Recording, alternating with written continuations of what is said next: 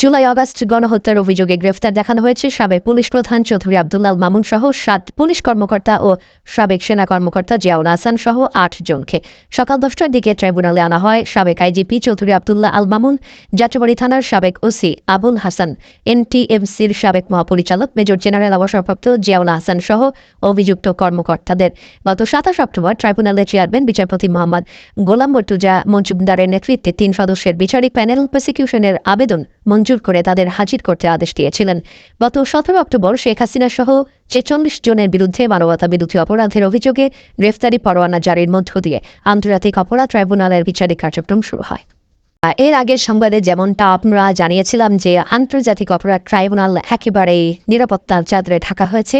তার মূল কারণ হচ্ছে আজকে যেই জুলাই আগস্টের যেই গণহত্যা হয়েছিল, লাশ গুম করা হয়েছিল, আলামত নষ্ট করা হয়েছিল, এরকম মানবতা বিরোধী অপরাধী যারা, তাদের মধ্যেই আজকে পুলিশের ঊর্ধ্বতন কর্মকর্তা সহ সেনা কর্মকর্তা তাদেরকে নিয়ে আসা হয়েছে।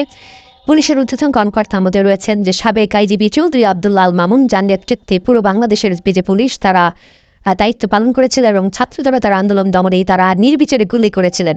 সেই গুলিতে একেবারে ১৫০০ মানুষ নিহত হয়েছেন, আহত হয়েছে ২৫,০০০ এবং অনেকেই পঙ্গুত্ব বরণ করেছেন। আজকে আদালতে হাজির করা হয়েছে মিরপুরের সাবেক ডিসি জসিমউদ্দিন মোল্লা। তিনি মিরপুরে ছাত্র জনতাকে দমন করতে গিয়ে নির্বিচারে গুলি চালিয়েছেন এবং ছাত্র জনতা সেখানে নিহত হয়েছে, আহত হয়েছে।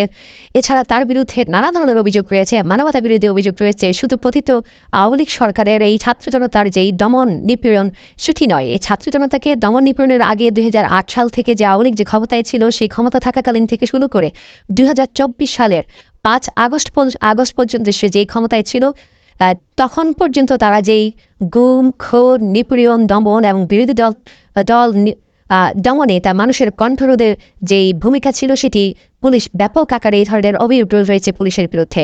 হাজির করা হয়েছে গুলশান থানার ওসি মাজারুল ইসলামকে, হাজির করা হয়েছে যাত্রাবাড়ী থানার ওসি আবুল হাসানকে। আপনারা জানেন যে যাত্রাবাড়িতে একেবারে ছাত্র জনতাকে দমন করতে গিয়ে নির্মমভাবে গুলি চালানো হয়েছে, যে লাশ ব্যান গাড়িতে করে নিয়ে, এবং হাজির করা হয়েছে এনটিএমসির সাবেক পরিচালক, যাকে আয়নাগরের জনক বলা হয়। তার বিরুদ্ধে নানা ধরনের অভিযোগ রয়েছে, শুধু রাজনৈতিক দল নয়, বিরোধী দল দমনে তার ব্যাপক অভিযোগ রয়েছে তার বিরুদ্ধে। এখন আদালতে শুনানি চলছে এবং গণহত্যার পটভূমি সহ শেখ হাসিনার যেই পতনের যে পটভূমি সবকিছু তুলে ধরা হচ্ছে। দর্শক, আমরা যখন চিফ প্রসিকিউটর বের হয়ে গণমাধ্যমের সামনে কথা বলবেন, তখনই আমরা আপনাদেরকে বিস্তারিত তুলে ধরতে পারবো।